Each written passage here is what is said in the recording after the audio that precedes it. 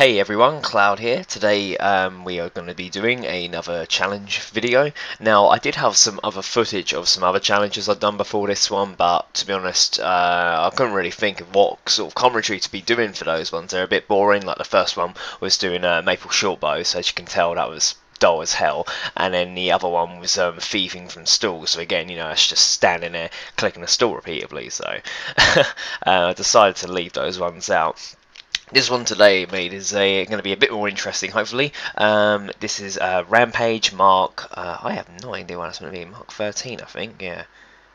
Oh well, you can read it. Basically, go to kill enemies of a combat level of at least 165, and I need to kill 12 of them. Now, I was just thinking back to like my old Slayer trips I used to do on the way to 99 Slayer. I had a lot of different enemies that were above that level, but to be honest, when I automatically looked at that combat level, the first thing I thought of was Mythril Dragons. You know, I know they're a lot higher than 165, but haven't been to them in a good while, so you know, live some old memories back at Mythril Dragons, see if we can get any good drops. So yeah, going back a bit, it took me a few minutes just to kind of remember the setup I need for it, but obviously my tactic with them is melee, and it's just giving yourself like the best magic and range defense possible while protecting from melee, as they hit quite high with that. So regarding whatever army you have. So like I said, 12 shouldn't take too long, to be honest, and I haven't actually done these since I got 99 prayer either, so turmoil and that's going to come extremely handy for fighting these, because I think the last time I'd done it I was just a bit below soul split, so I used to mainly focus on doing the leech, strength, attack and defense and all that. And also since then they've obviously had like flasks and that released, so obviously you can take more prayer potion dosages with you, and yeah, that should hopefully make the trip last then. So even though I really doubt I'm going to use all my resources, so anyway, head through. I use Curious Teleport. That's the easiest way to get there, I think, if you have your hands on some of the rings, and we'll head straight to the Mythril Dragon area. So again, as you can see, I'm using Super Anti-Fire Potion, so I can wield the Zamorakian Spear, because these guys have a really high weakness against stab type attacks, and unless you have like a high stab weapon, such as, you know, like Chaotic Longsword, anything along those lines, which unfortunately I don't have yet, the Zamorakian Spear is the best weapon I can have so far, with a really good stab bonus, so just kind of focus on using that, and have the Saradome and Godsword to be healing off. So obviously if you don't have Super Anti-Fire Potion, can't do that at all, so yeah, kill that one pretty quick actually, so not too bad at all. I think one day I might have to just try and see how long I can last here with like a huge amount of potions and that with me, and see if we can get any good drops. So obviously their most notable one is the Dragon Fall helmet, but I really doubt myself getting one of them from them. Looking into statistics, actually, when I was originally fighting these as a task quite often, you've got more chance of actually getting Dragonfall helmet from doing the chewed bones sacrificial pyre that they drop. Basically, for those of you who haven't fought Mythril Dragons before, you get these chewed bones as an item. You can't bury them, and what it's for is when you go up to the barbarian outpost area just outside the whirlpool, there's a bit where you can put the bones on like a log, like an old traditional barbarian funeral pyre, and as you free the spirit of the chewed bones, they gave you a reward. And the Dragonfall helmet is also a list of items they can give you as a reward. So yeah, according to statistics, it's a lot easier to get that for doing that than actually to get it as a drop from the Mythril Dragons. So always used to get excited as soon as I spotted chewed bones, you know, that's that you thought to yourself you got more chance now of getting one. So but unfortunately no luck so far. If any of you have ever actually got like a Dragonfall helmet drop, that'd be interesting to say in the comments section, you know, how sort of like average amount of dragons you killed before you got one, and whether you actually got it as a drop or if you did it by the chewed bones funeral pyre thing. So that'll be interesting to do. So yeah, these do take time. It's all about luck really in the day as well, because you know, no matter how high a setup you can get, one Mythril Dragon you can get loads of hit gets in on him and kill him quite quickly, and another one just be completely temperamental, and it just takes you so many times to actually land a hit on him, and that's what gets a bit frustrating, especially when you're relying on your prayer and that to kind of help you out. Potions, like, you know, the anti-fire and the extreme set, you know, I'm not really dependent on them. It's when that prayer runs out or starts getting low and you can't use turmoil anymore, that's when you know the trip's going to slow down. So it's just really making sure you have the best setup possible while doing those. So yeah, I really don't think I'll get any good drops today off these. Now thinking, it would be quite interesting to kind of see how fighting these would be like on the evolution of combat, like the combat beta, because obviously I know a lot of people are for it and a lot of people are against it. I'm kind of undecided at the moment. You know, for my Crystals of Chaos and that I've been working on, it proves really helpful for that. Like the animations actually suit the type of thing I'm making, whereas a lot of people just don't like the effort of having to click all these you know, abilities and that to do their fighting for them. But you know, it gets you a bit more involved, and I think Slayer would have actually been a bit more exciting for me if I had that to go by while doing it. But there you go, that's just me saying that. But yeah, it would be interesting to see what fighting these Mythical Dragons would be like using the abilities you have in the evolution of combat. There'd probably be some handy abilities and skills in there that I could use to really, you know, take a good hit on these guys and start taking a lot of damage out on them.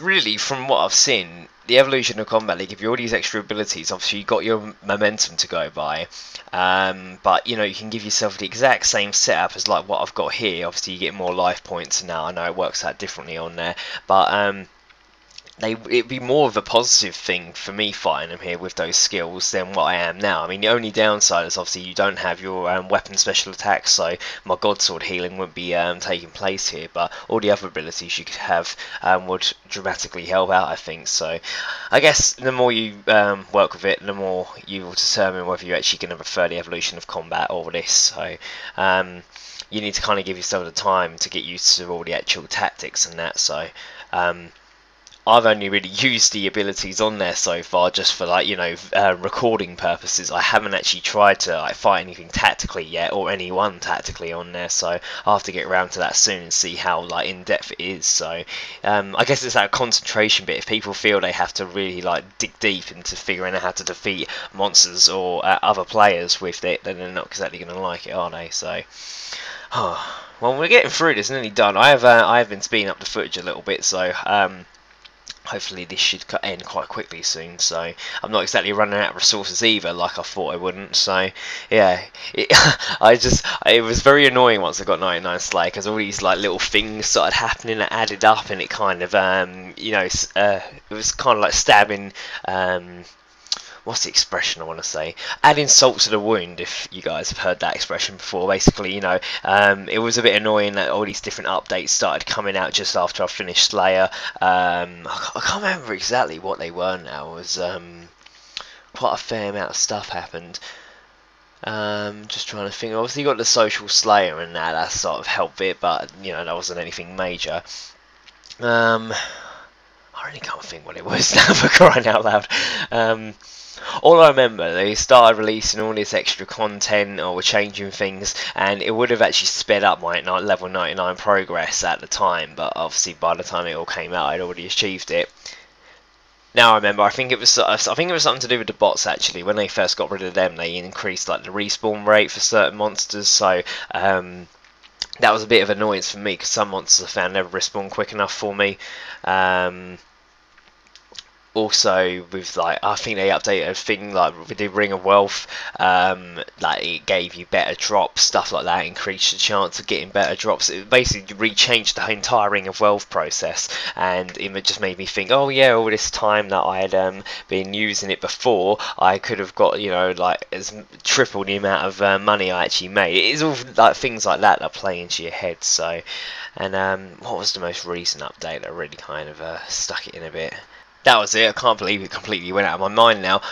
They released other like Slayer monsters between the levels of like 85 and 99, so you actually got like different tasks throughout that, and they gave you a lot of XP. So again, for me, you know, once you got to like level 90, you know, the Ice Strike ones was looking like to be the only last few thing you could look forward to, and then after I finished all that, then they released all these other monsters as well. So that would have also helped with XP, because a lot of them give you quite, you know, a good valuable amount of XP for the stuff. So yeah, it's hard to explain really. I think everyone probably thinks that whenever they come out with some content, some players are really up for it, and other players, depending on what they've been doing, actually could have is going to affect them really, because you know, if they released that content a few months ago when people were actually doing whatever it was, they would have got more you know, reward out of it, so instantly people are kind of negative towards it. So that's my interpretation anyway.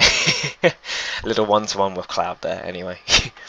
Right, anyway, we're now finishing this off, so yeah, I'm not sure what I'm exactly going to get from this, because the last time I done, well, I can't remember what it was now. I think, yeah, it was like another type Slayer thing. Sorry, I've been babbling on about Slayer today. I keep thinking this is a Slayer-based challenge. It's not. It's actually combat. So I think the reward was the combat XP lamp. So in any sort of combat skills, that'd be interesting to see how much I get. But yeah, not really any notable drops from the Mithril Dragons, just the kind of standard stuff. You know, you easily get rune equipment from them. So what I used to do is try and bring like some high alch runes with me, because most of the rune drops you get the same amount of money for if you high alch them and if you sell them on the Grand Exchange. So it kind of helps out with inventory space and makes a bit more profit for you then. So anyway, let's go find this dude and see how much of a reward I'm going to get for him. So that'll be interesting to see. Anyway, we're going to go with melee, obviously. And I think out of all of them, defensive low, 24.